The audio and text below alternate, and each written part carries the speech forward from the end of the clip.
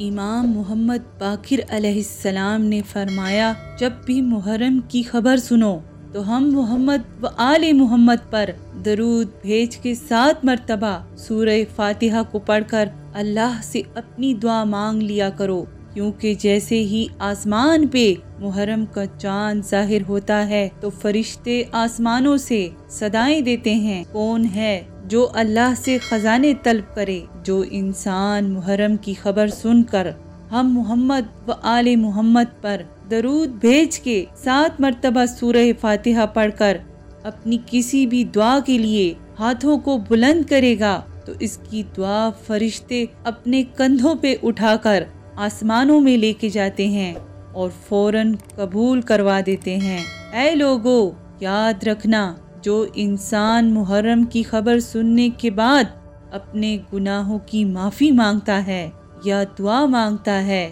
تو وہ اپنے سوئے ہوئے مقدر کو جگا دیتا ہے، اور جو انسان محرم کی خبر سننے کے بعد بھی گناہ میں مصروف رہتا ہے تو وہ آنے والی زندگی میں بے سکونی پاتا ہے۔